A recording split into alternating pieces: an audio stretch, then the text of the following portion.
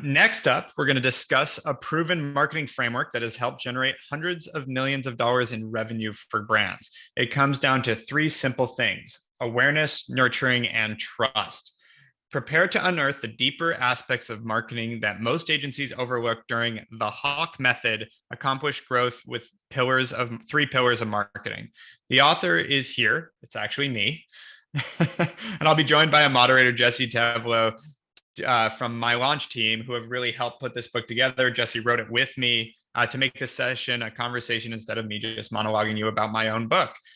We want you to join the launch team community. You'll receive early access, exclusive content, and much more. So got to visit hawkemethod.com. Check it out now. We've officially pre-launched our book that we've been working on for a long time. Hey, Jesse. Hey man, congratulations. And yeah, I couldn't be happier to be here with you live right now. And I mean, that was a big announcement you just dropped. There's a mic drop at the very beginning of the interview. Yeah, go to hawkemethod.com. Yep. I have the page up right now. It's looking beautiful. You can pre-order your copy, but this has been a year in the making, man. So I know we're going to talk a little bit about And that. I hate to interrupt, but I realized I skipped something super important, which Oh, go is for it. we've got the winner of who's going to Mexico. Okay. And looking at there it is.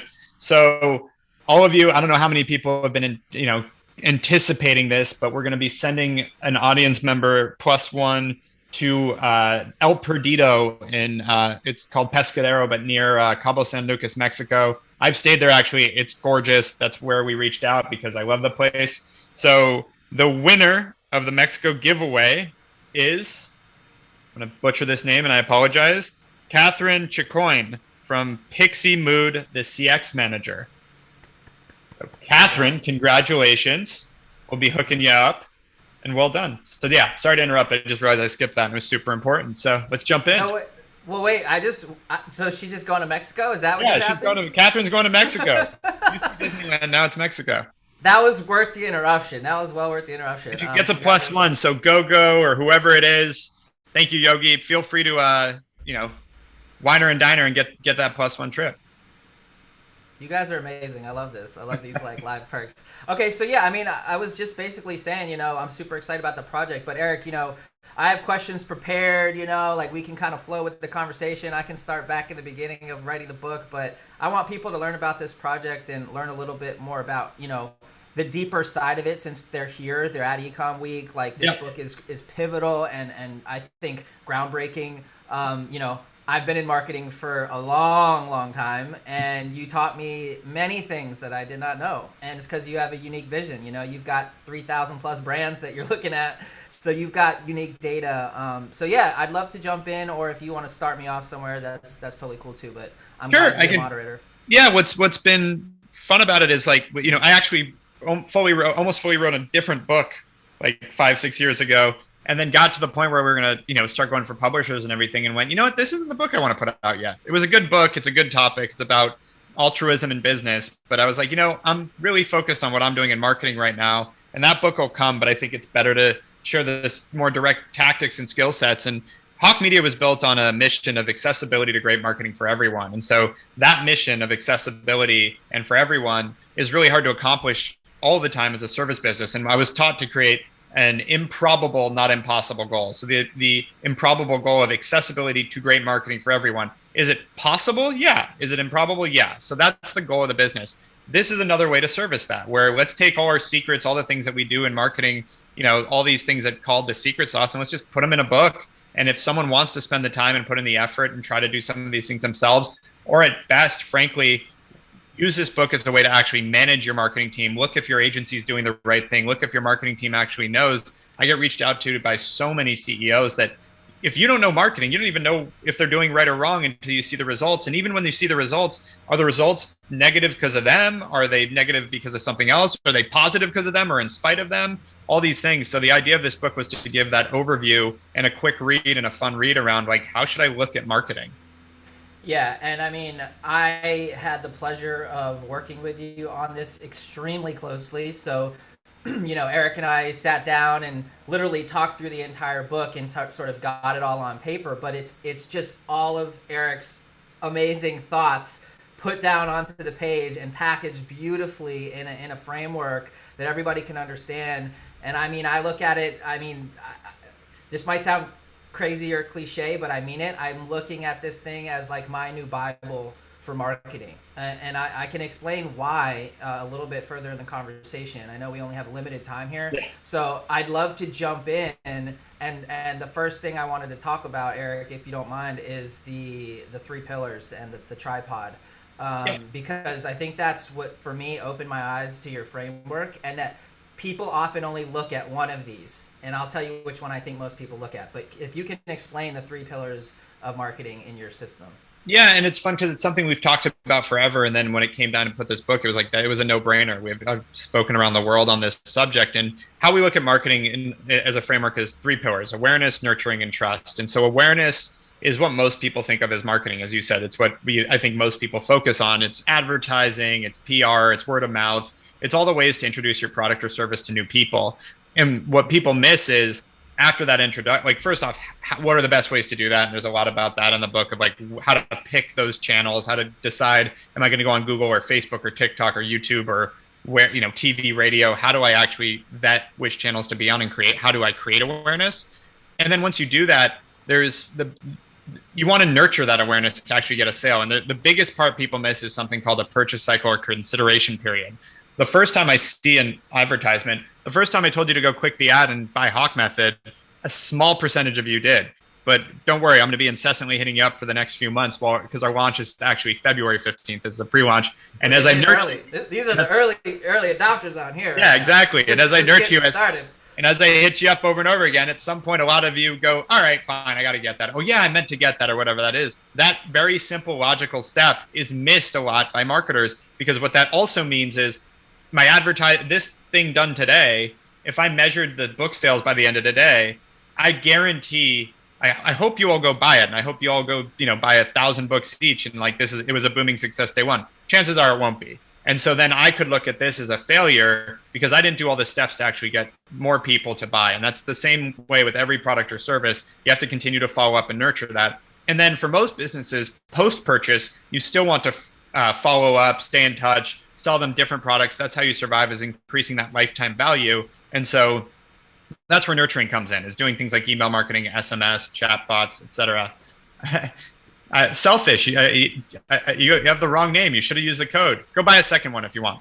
But and then trust is the 3rd pillar, which really is synonymous with brand. The idea is, when you're first coming out, if I don't know who you are, if I'm not familiar with you or your company, getting trust is incredibly important. In fact, Edelman did a study that said 75% of people won't buy from a company they don't inherently trust.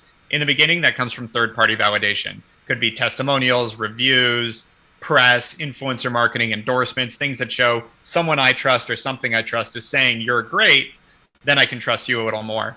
And once you start to build consistency in brand, that trust goes to just being consistent. So I know if I go buy a Coke, it's a Coke. I don't need any publication or someone else to tell me this is what a Coca-Cola is, you should drink it. I know what it is, and I know what comes from that. And what's really important with that branding side is it's whatever you're consistent with, good or bad. So you're going to know the taste, you're going to know what it stands for. With Coca-Cola, I know it's unhealthy and kind of makes me feel like shit. So I don't really drink. I like the taste, but I don't really drink it anymore because of the feeling it gives me. All of that is brand, good and bad.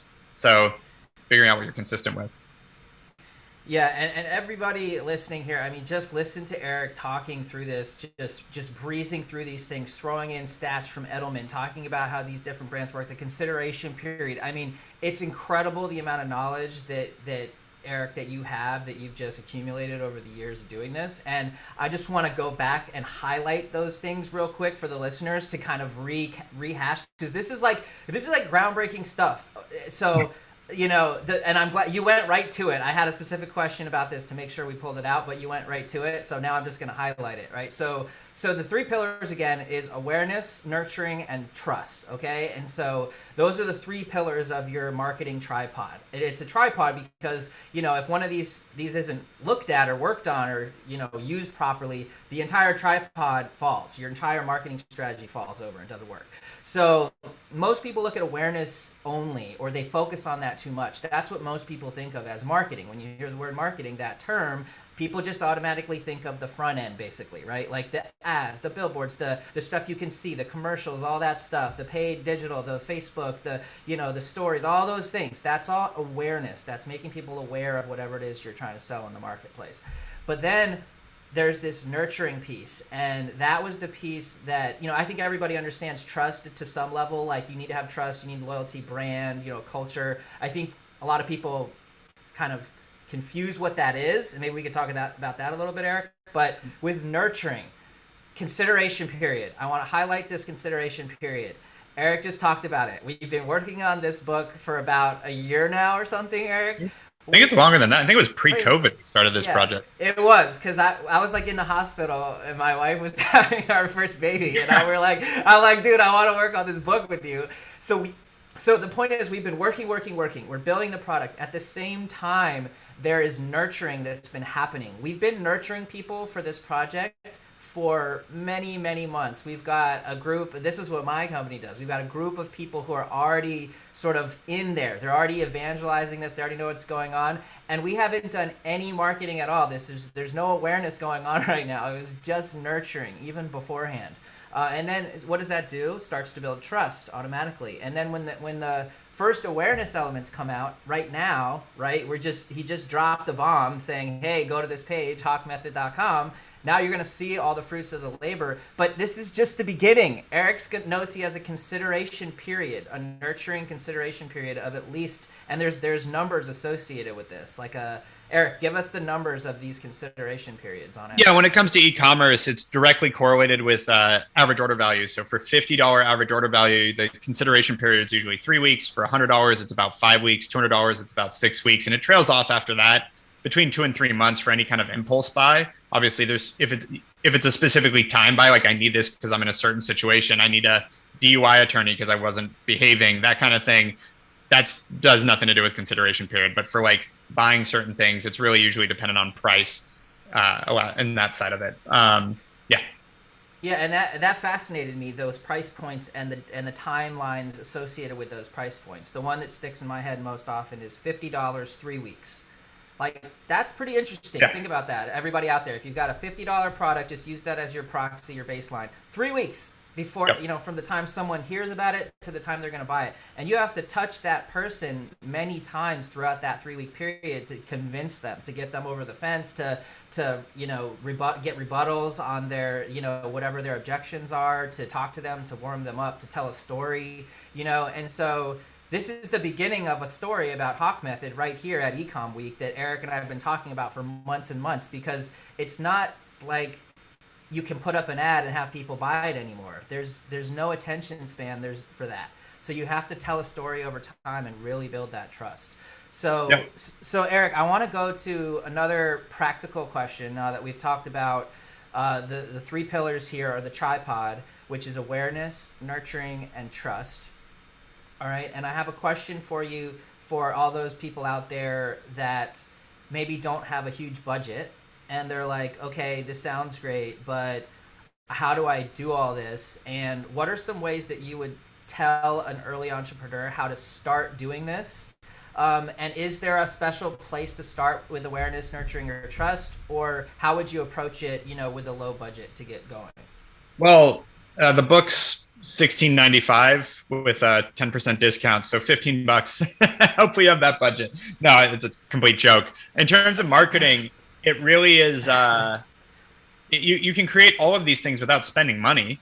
Like, you can create awareness by buying maybe you have to buy a flag, but like run around town with a banner or something. You can create nurturing by like grabbing people's contact and texting them to follow up with them. You can create trust by, I don't know, getting your buddy to be like, yeah, this guy has a great book, you should check it out. Like, it's not necessarily expensive to do this. Now, I used to always say, like, with marketing and growth, it's either time or money. Like, at some point, time is what you have a lot of, because you don't have any money, so you have to leverage your time, and you're going to do things that take a lot of time and maybe don't get as much returns. And then over time, you're going to hopefully create enough money that you can start buying time back by using money to make things happen faster. And so with anyone just starting out, you have to have a good product or service. That is non-negotiable generally when it comes to building a successful company. But once that's established, you can do it grassroots. You can go door to door. Like again, it's your time investment or money.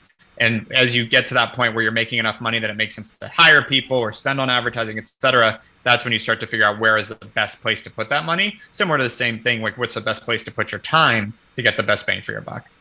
Whether it's trying to hit up friends that have big followings to promote it or whatever it is, you got to look at what is the best use of your time for the most likely outcome.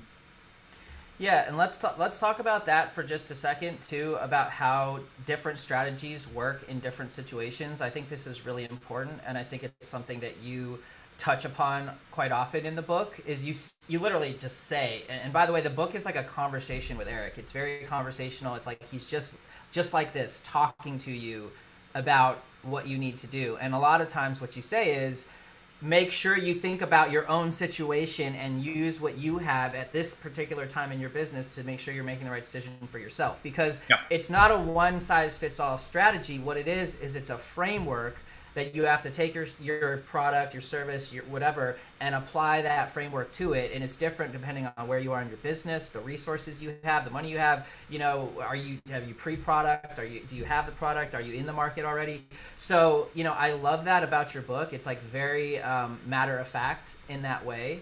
So what would you say are some of the misconceptions that people have that they need to do as a business that they may not necessarily need to do? Yeah, I would say, you know, you kind of nailed one, is like that marketing is expensive. Like it's all ROI based. Like you got to figure out that grassroots. Also, I think a lot of people think that Google or Facebook on its own are going to be the end all be all of their business. And it's like, you get no trust out of that, and you get no nurture. You can get a little nurturing with retargeting, but like it's a piece. And it's been a great piece, to be clear. But even as like we laugh a little bit at Hawke, because like iOS changes have been a pain on Facebook ads, is pretty commonly known even from people that don't advertise on Facebook. You know, Apple changed it so you can't track as well on Facebook ads, and it's made it harder to advertise. If that is where all of your marketing is going to, then yeah, you're going to be in trouble. But you know, even like Hawke Media as a business, it's about 20% of what we do. So it's still important, but like as shifts happen, we're doing so many other things that complement it that's okay. And that combined with treating your marketing kind of like a stock portfolio and having a diversification of marketing efforts so that as things change, it's okay and you can make adjustments, super important. And I think just constantly being iterative. I think people like that, it actually goes two ways. Constantly being ready to change your marketing while also not chasing the shiny object. I think a lot of people think like the newest social media app comes out, we got to jump on it and be the first mover. I rarely see an actual first mover advantage in business. It's mostly they screw everything up and then you get to learn from them, and then second movers wins. Look at Facebook. There was MySpace, there was Friendster. You know, it's just not, first mover is rarely actually that much of an advantage unless you somehow get lucky and get it right the first out the gate.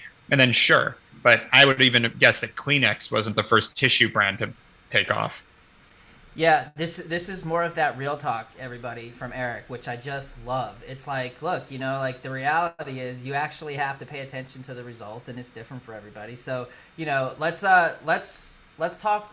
I want to talk again about nurturing for a minute, and then I want to go to trust and brand, and I want to talk about Red Bull, because that's an example that crops up in your book a couple times, and I think it's really interesting how what we were just talking about, to tie it back, they are very creative with the way that they spend their money, their budget for marketing, and it's not what you would think, right? And it's this very interesting thing that is worth so much. That, you know what I'm talking about. Erik, I'll let you expand on that. And this is on the book, but let's talk about nurturing to lead up to that. So nurturing, again, to repeat for people, it's the moment someone becomes aware of your brand to the moment that they no longer give a you know what about it, right? It's like that, and that could be a split second. They saw your ad and they never know about you again, and they never care. You don't want that.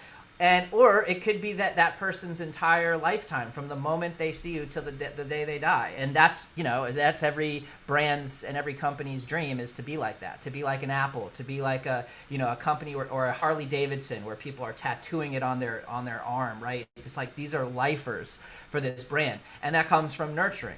So Erik, like, what are some strategies that you've seen? It could be practical, or it could be just more conceptual for nurturing that you find works. Yeah, it's really, I mean, email marketing, it's funny. I spent a decade hearing how email marketing's dying. And for a decade, I was like, yeah, but it's performing the same as it has a decade ago. And then when COVID hit, it spiked and did even better. So email marketing right now is better than it has been in over a decade, which is funny. So email marketing, even though you would think it's kind of antiquated, this goes back to chasing the shiny object. The same things I did to grow businesses a decade ago pretty much hold true. Different strategies on those platforms, but Facebook, influencer, email, et cetera. The one change that has happened the past couple of years that I think is very big is SMS. And so SMS marketing is something that we've doubled down on. That is basically, when it comes to the numbers in email marketing and e-commerce, the average open rate's about 15%. The average click-through is about 3%. SMS, the average open rate's about 98%, which, yeah, they're text messaging you, so it makes sense you're opening it. But the average click-through rate's 30%, meaning it's 10 times as effective once you collect their contact. So yeah, big fan of SMS. Chatbots have been really great. Content, which we'll get into for both trust and nurturing. And this is a big one. So we can talk about Red Bull because I know you were alluding to that. So we can kind of just parlay right into that. Let's go. Yeah. I'm a big fan of content, and a lot of marketers resist it because it's hard to track it directly in terms of what is the benefit. It's not as direct response. I put a blog post up, I got this many sales. It's a lot harder to do that. But with content, you basically move every part of the needle, because what's interesting about it, why we wrote a book, like this is a good example. It's our own marketing. Like I did this in, some levels because of mission and motivation, and some levels because everybody knows this is going to benefit our business. And the reason for that is someone is much less likely to share your product page or tell someone to go buy from you than they are to share a piece of your content. You put a good blog post up or a good video. And so the idea with content is to create content around what the aspiration you're selling is. So why do people buy from you? If you're an activewear brand, they want to get in shape, maybe, or they're getting in shape, or they like fitness, any of the above. Create fitness content, whether it's the best diet plans, great fitness videos, cool workouts, whatever that is. Figure out what works for your specific brand. But if you create that stuff, then you're targeting an audience that if they like your content, they probably like your product. That's the whole idea. And if they like your product, now you have something that people will go share a lot more commonly than they'll share your individual product. Like, think about it even for yourselves. Like, how often do you send someone a purchase page for a product versus a new meme or blog post or video or whatever? So you're giving them tools for that word of mouth, which word of mouth is still going to be by far the biggest driver of business for anyone, because most people, goes back to the trust thing, once they hear from a friend that they should buy something, you're going to get a lot bigger conversion. So word of mouth is still the lifeblood of most businesses. And if you can do things to push that, like content, it's great. Second part is nurturing. The more I put out content, it's also hitting you with something that's valuable. That's not just me saying, you ready to buy yet? You ready to buy yet? You ready to buy now? But it's something that's like, I'm still here, but here's something else cool that we work with. And here's some other cool piece of content. So it's creating value while also nurturing it. And again, trust. You can push the word of mouth, but you also start to show more of a holistic personality of your brand, depending on how you write content, that I might over time, as I watch the content you put out, go, their values really align with mine. Your brand starts to feel like a person to them, and it can help with that trust bucket too. So content's very valuable. It's just very hard to track.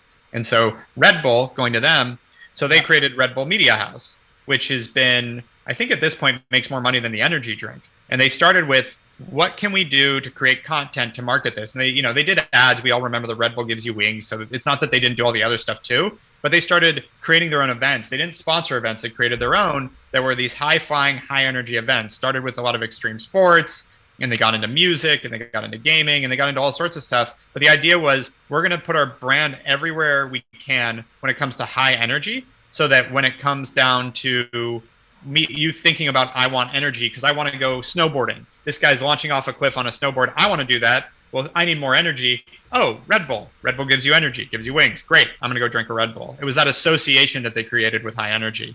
So that's been a really powerful one. Before we wrap, I know we have a few minutes, but I want to make sure just to say thank yous, because this has been a long time and a lot of work of a lot of people. And so real quick, I'm going to throw a curveball and see if I can do this. I'm going to share something real quick. So, give me 1 second. Where is it? Looking for my desktop. There it is. All right, so click in there. This should work. You all see?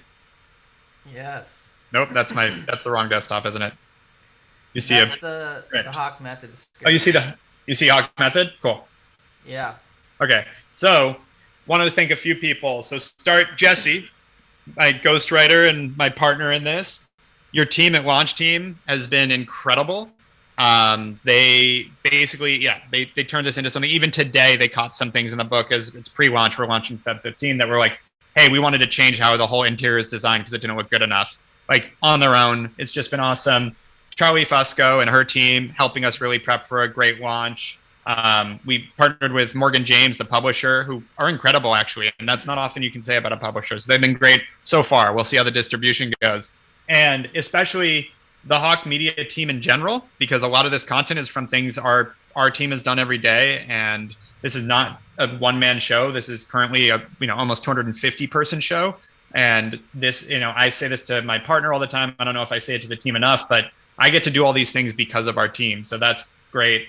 And I'm thankful for it. And then our marketing team, because they've taken this under their wings as a project. And John Carlo, who by title is my EA, but has basically been the interim head of marketing for Hawke Media in the time being while we find someone, he just stepped up. So eCom week that you're enjoying, John Carlo and the marketing team put together, and all our guests and everything has been awesome. But then also this book, I'm showing this cover because Kaylin, who's our designer for Hawke, made this.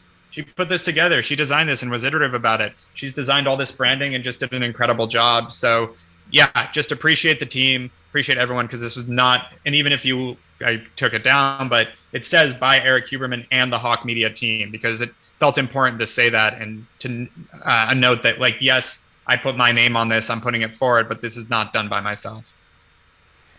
Wow. Well, thank you for the accolades, and I'm just going to +1 everything you just said. It's been so amazing, such a huge, incredible team on this. It's just, it takes a village, and this, maybe to wrap up, goes back to culture and brand. This is Erik's personal culture, personal brand, and you could see it in everything that Hawke puts out. It's magical in my opinion, and this book's going to be a New York Times bestseller, guys. So if you liked the conversation that you had today, this is the tip of the iceberg. It's just page after page after page of amazing insights from someone that you can relate to, who's been there and done that in Erik Huberman. So yeah, just Erik, answer a question too, because there was in there, does this apply to this works for any type of marketing. That's the idea of the book, is like, this is the framework. So it's not specific to e-com. It's not specific to brands. It's any type of marketing. You read this, and it's to give just an overall understanding of, you should read this and you'll understand an overview of marketing enough to manage a marketer, to dive in a little bit. That's the idea.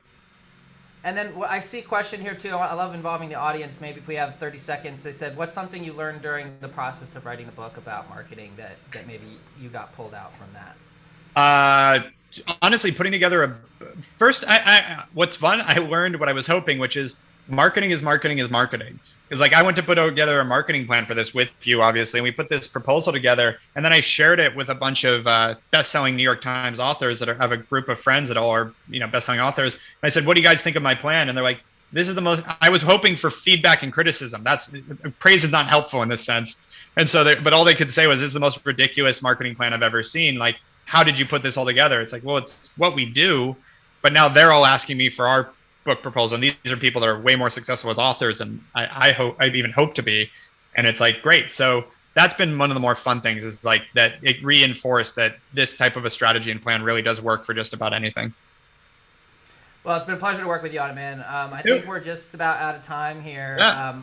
But thank you so much for bringing me up as part of eCom Week, brother. Yeah, no, thanks for being here. And now I'll switch back. I'll put my host hat on. I wish I actually had a hat for that. Here we go. Back to hosting. And thank you, Jesse. This has been awesome. And everyone else, put the third pillar of marketing into action, trust. And pre-order. They're 10% off. We'll be pre-selling until February 15th and then shipping out. And one thing I don't know that many people are transparent about this, but with a book launch, it's all about what you pre-sell and sell in the first week to get all the lists and awards and all that. So we're really trying to push this. We're spending the next few months really firing on all cylinders so that February 15th week, we can sell. The goal is to break 20,000 books in the first week. So could really use the help. If anyone wants to send it, we'll be, and I'm always happy to talk more about it. And also want to congratulate our lucky winner on Mexico. Congratulations again. And now we'll move on to the HawkeMethod.com. HawkeMethod.com. Yeah, and it's on the screen in the upper right, so you can just click.